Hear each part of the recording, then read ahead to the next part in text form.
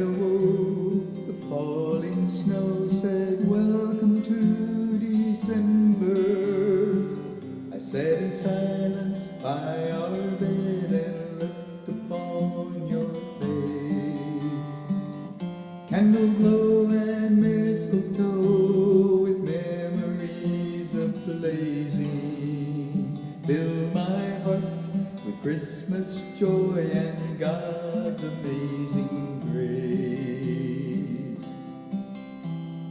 All around I hear the sound of hungry hearts and longing, aching for a better world, a world of peace and love.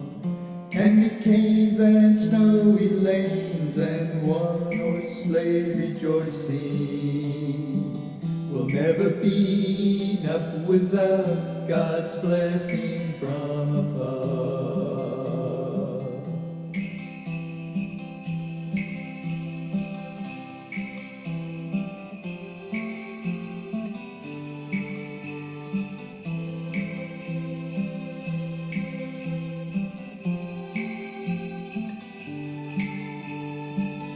Candy canes and snowy lanes and one-horse sleigh rejoicing will never be enough without God's blessings from above. If I could have one wish today, I'd wish the world a blessing, the one that comes on angel wings, revealed in sacred song, of colored lights and silent nights and Christmas everlasting, a Savior in a manger bed and a home where we belong. Candle glow and mistletoe with memories of blazing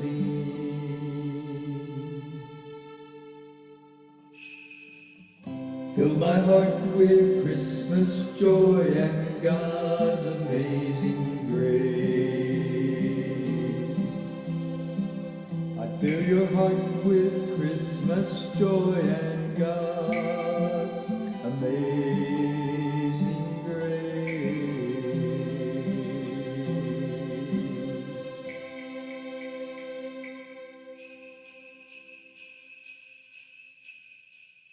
I am the spirit of Christmas, E.C. Baird. The real spirit of giving, Harold Cohn, the tinsel and the hay. And Christmas Day in the morning, Pearl S. Buck, Collier's Magazine, 12/23/1955.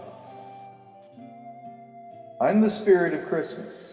I enter the home of poverty, causing pale-faced children to open their eyes wide in pleased wonder. I cause the miser's clutched hand to relax and thus paint a bright spot on his soul.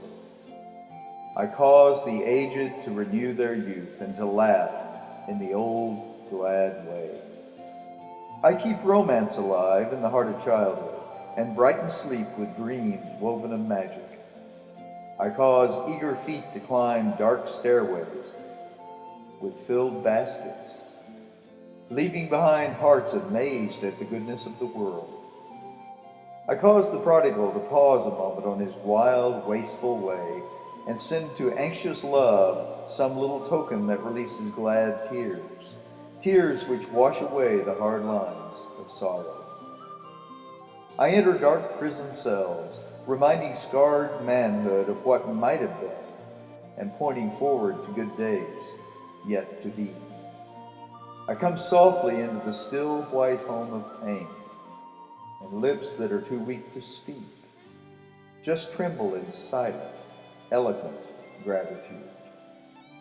In 1,000 ways I cause the weary world to look up into the face of God and for a little moment forget the things that are small and wretched. Why? Because I am the Christmas spirit. Real Christmas giving. Several years ago, a 13-year-old boy who attended Mohawk Central School at Paynes Hollow in New York heard an appeal for contributions to Santa Claus Anonymous, a group that provides gifts for unfortunate children who otherwise would go without Christmas presents. The boy struggled to acquire and save a few pennies for this purpose. On the Friday before Christmas vacation, he had 15 cents and planned to turn in this small treasure at the school that day. But a furious blizzard blasted the area that Friday and the school buses could not run. So the boy waded a considerable distance through deep snow to give his 15 cents to the school principal.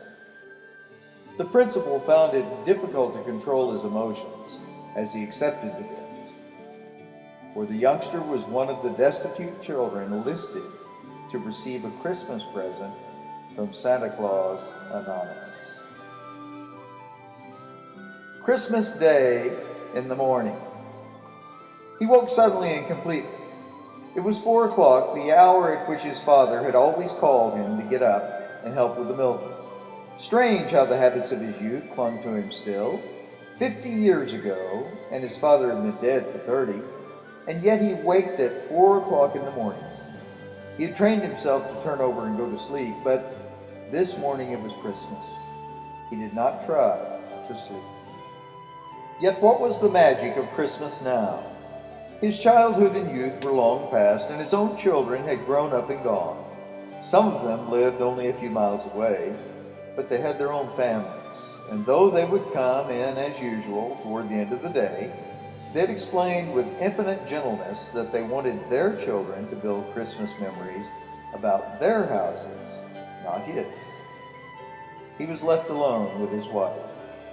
Yesterday, she had said, "It isn't worthwhile, perhaps," and he had said, "Oh yes, Alice, even if there are only the two of us, let's have a Christmas of our own." Then she had said, "Well, let's not trim the tree until tomorrow, Robert, just so it's ready when the children come. I'm tired." He had agreed, and the tree was still out in the back entry. He lay in his big bed in his room. The door to her room was shut because she is a light sleeper, and sometimes he had restless nights. Years ago, they had decided to use separate rooms. It meant nothing, they said, except that neither of them slept as well as they once had. They had been married so long that nothing could separate them, actually. Why did he feel so awake tonight? For it was still night, a clear and starry night. No moon, but the stars were extraordinary. Now that he thought of it, the stars seemed always large and clear before the dawn of Christmas Day. There was one star now that was certainly larger and brighter than any of the others. He could even imagine it moving, as it had seemed to him to move one night long ago. He slipped back in time, as he did so easily nowadays. He was 15 years old and still on his father's farm. He loved his father. He had not known it until one day, a few days before Christmas, when he had overheard what his father was saying to his mother. "Mary, I hate to call Rob in the mornings. He's growing so fast and he needs his sleep. If you could see how he sleeps when I go in to wake him up, I wish I could manage alone." "But you can't, Adam." His mother's voice was brisk. "Besides, he isn't a child anymore. It's time he took his turn."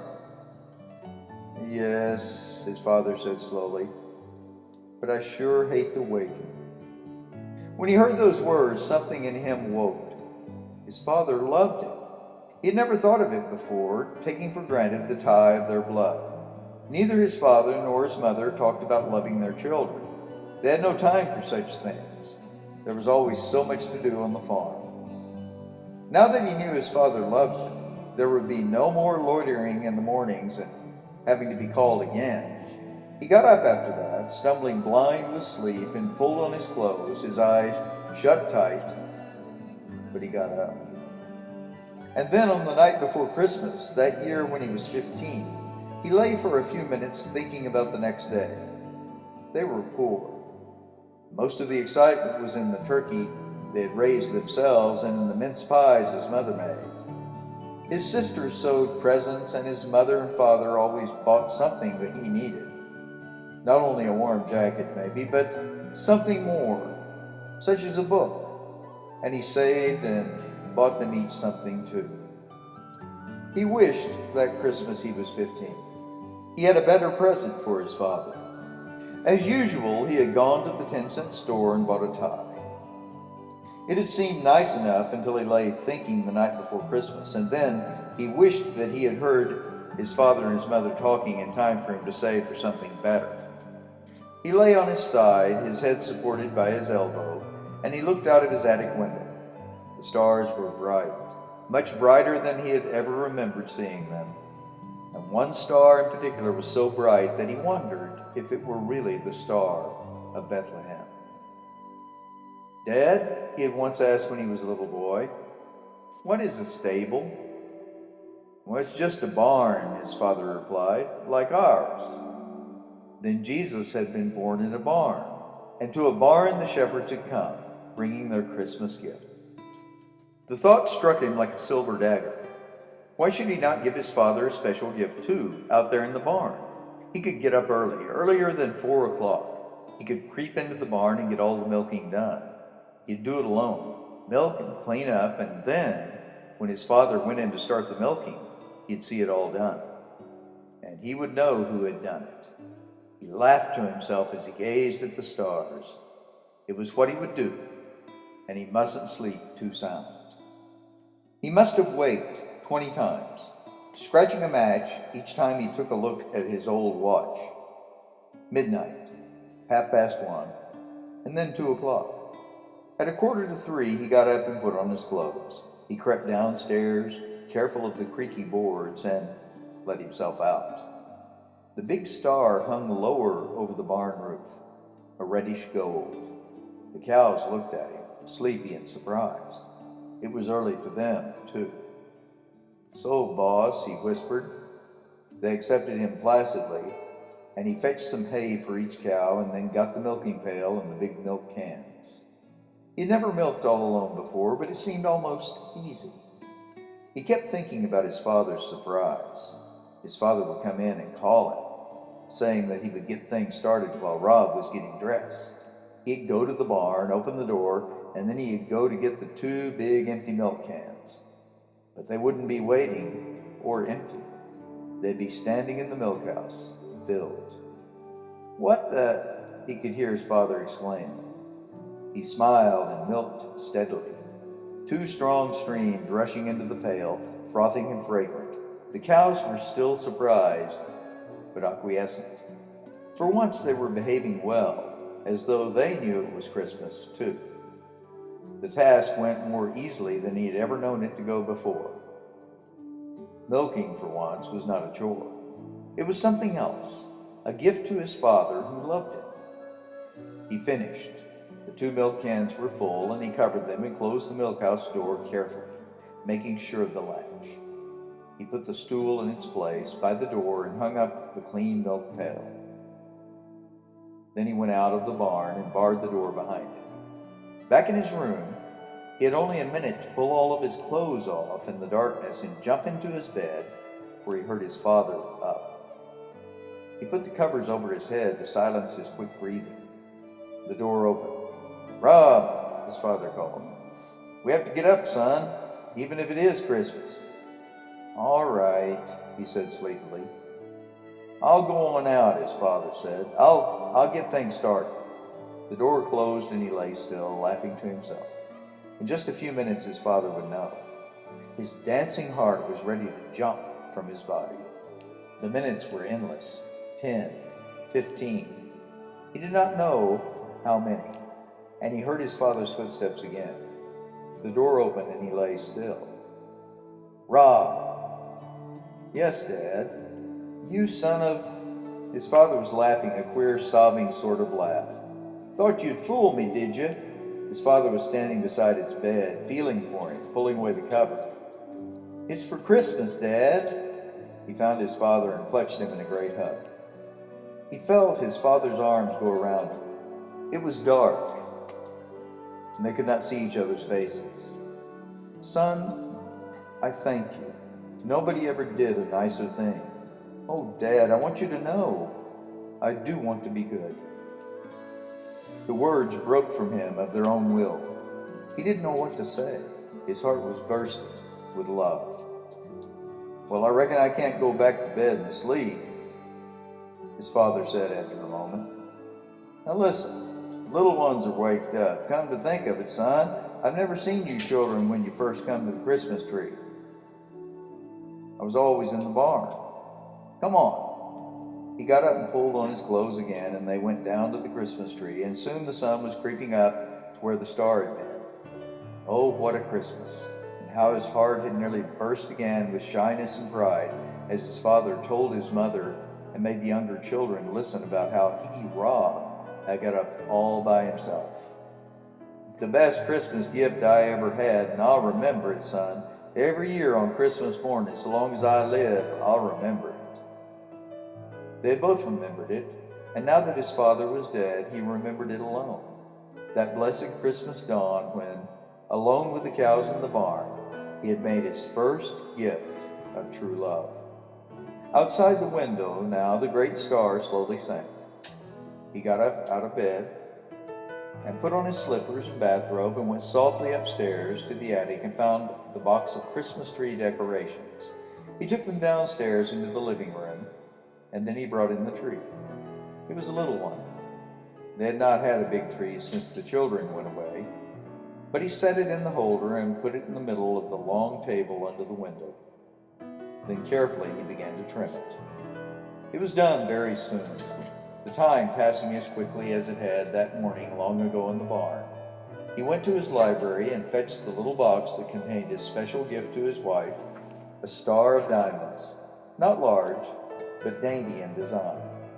He had written the card for it the day before. He tied the gift on the tree and then stood back. It was pretty, very pretty, and she would be surprised. But he was not satisfied. He wanted to tell her how much he really loved her. It had been a long time since he had really told her, although he loved her in a very special way, much more than he had ever loved her when they were young. He had been fortunate that she had loved him, and how fortunate that he had been able to love her. Ah, that was the true joy of life, the ability to love.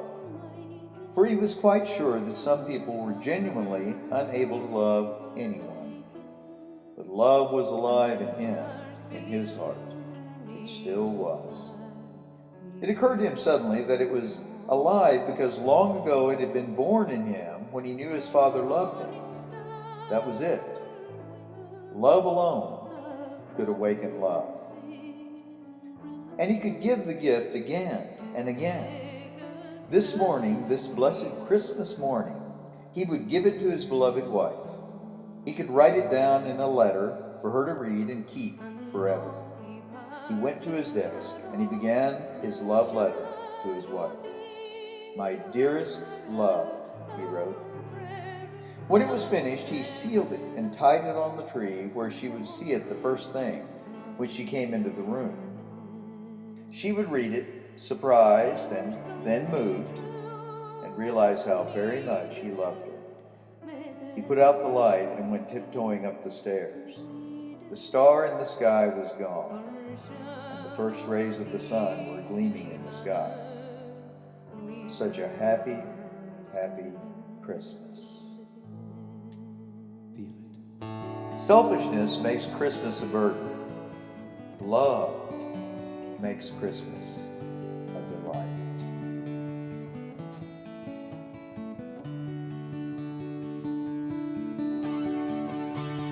In your hair, I see the snowfall, feathers soft and downy white. In your hair, December snowfall,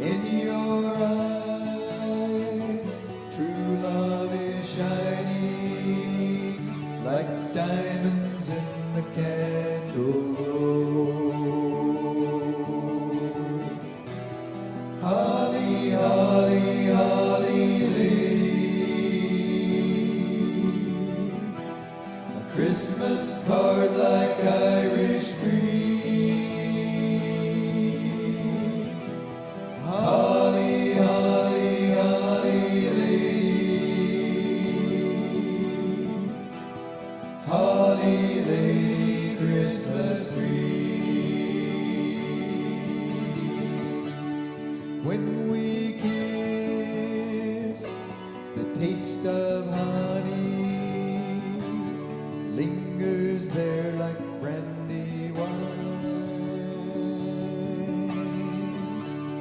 Passion's bliss and Christmas honey in a curvy dream divine.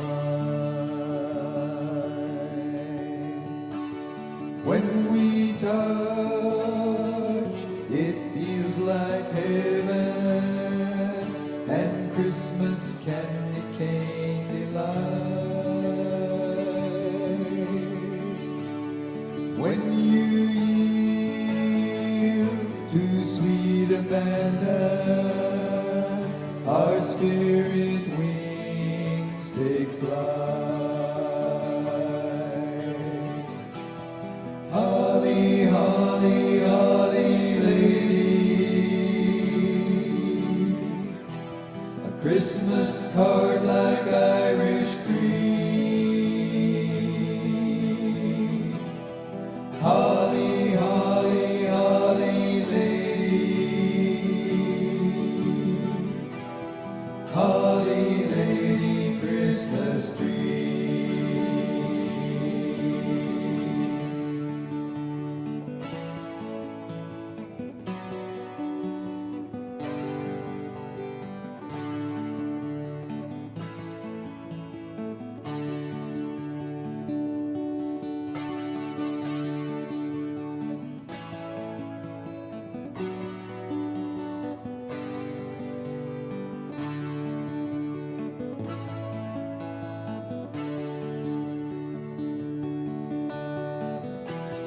Holly, holly, holly lady, a Christmas card like Irish cream. Holly, holly, holly lady, holly lady, Christmas tree.